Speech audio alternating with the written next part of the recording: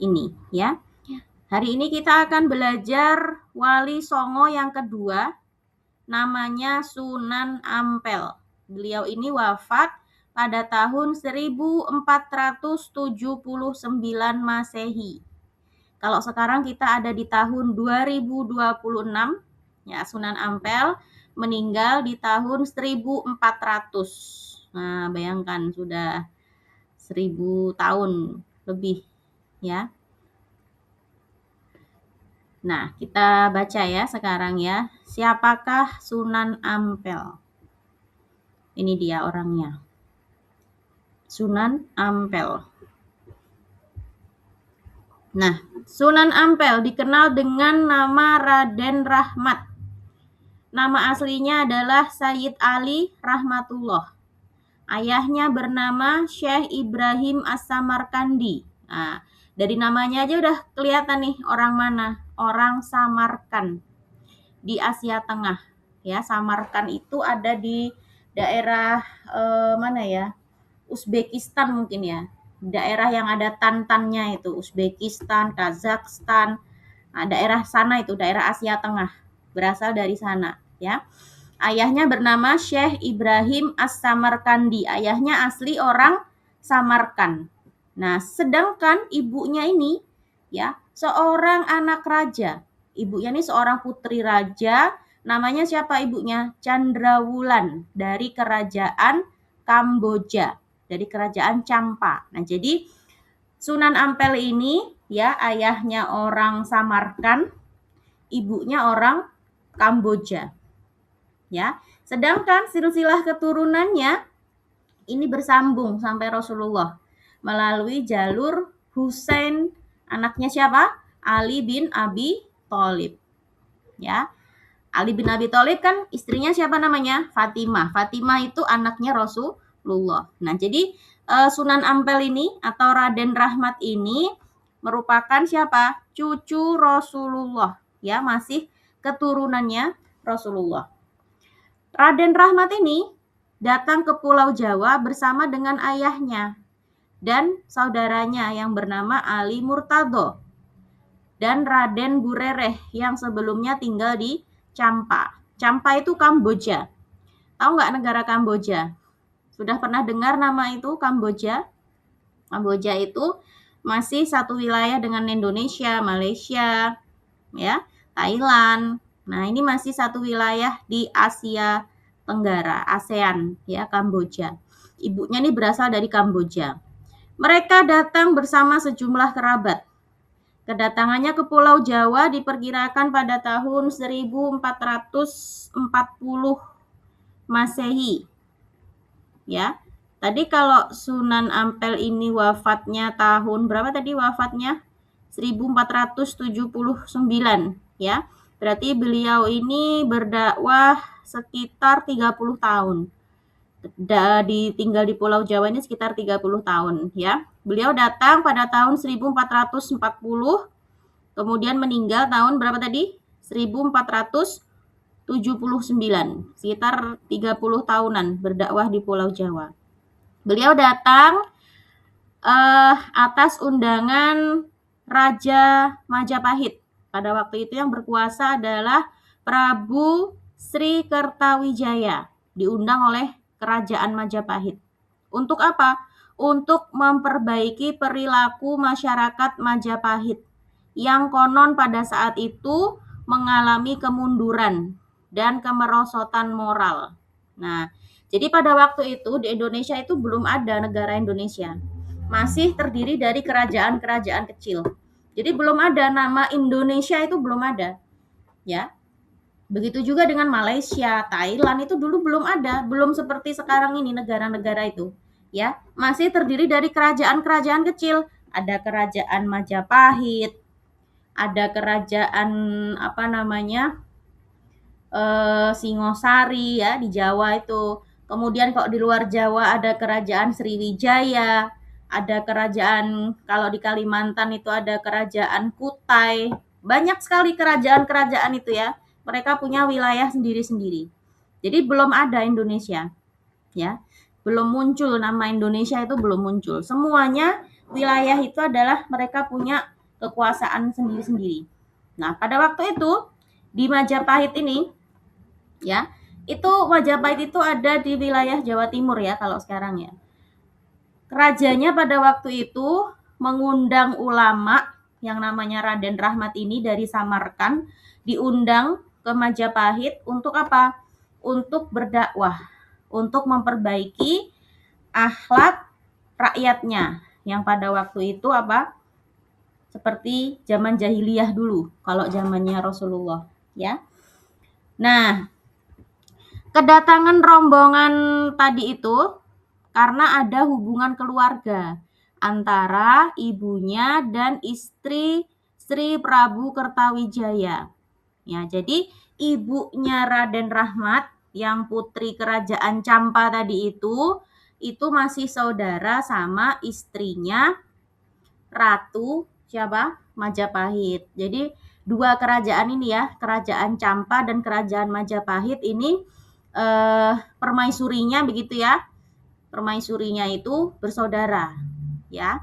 Masih ada hubungan keluarga. Jadi bersaudara antara kerajaan Majapahit dengan kerajaan Campa. Jadi dulu kerajaan-kerajaan begitu ya. Jangan dibayangkan kayak sekarang, sebuah negara besar itu bukan. Dulu masih kerajaan kecil-kecil begitu. Nah, setelah beberapa lama, Raden Rahmat ini menikah dengan Nyai Ageng Manila, putri Tumenggung Arya Teja, Bupati Tuban, yang juga cucu Arya Lembu Suro, Raja Surabaya yang beragama Muslim. Jadi kalau kerajaan Majapahit itu bukan kerajaan Muslim, ya.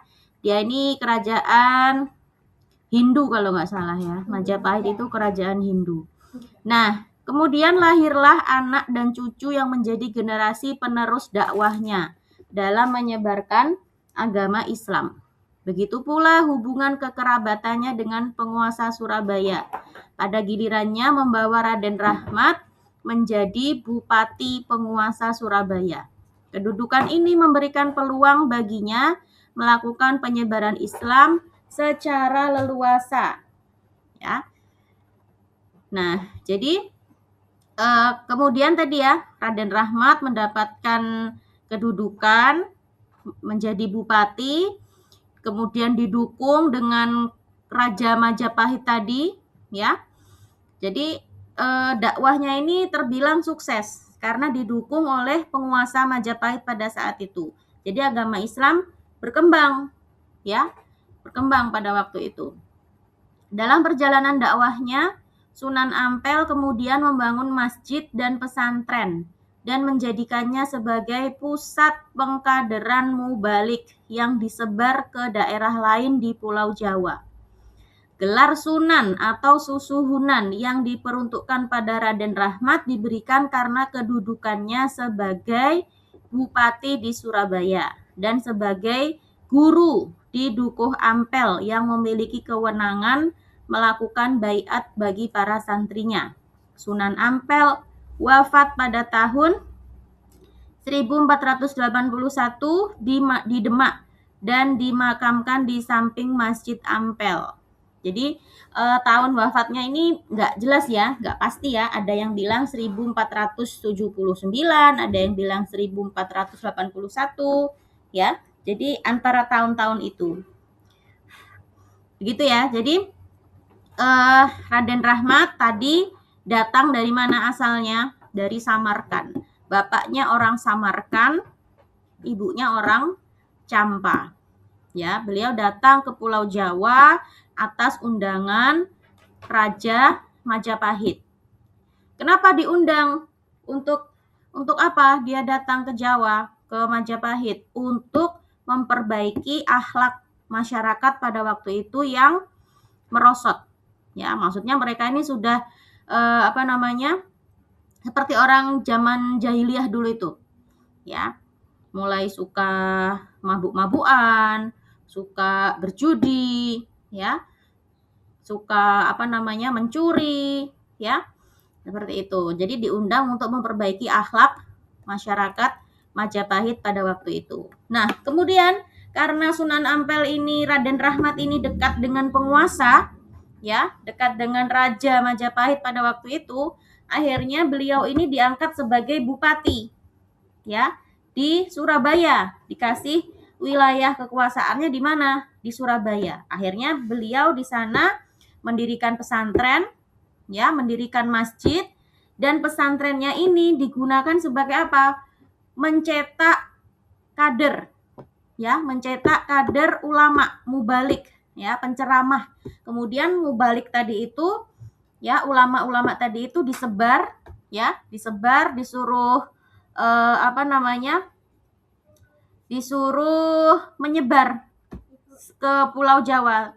Untuk apa? Untuk berdakwah. Yang sepatunya Mbak Mariam itu Nah, nggak cukup. terus kemudian beliau meninggal di Demak. Jadi beliau ini meninggalnya di Demak, kemudian tapi dimakamkan di mana?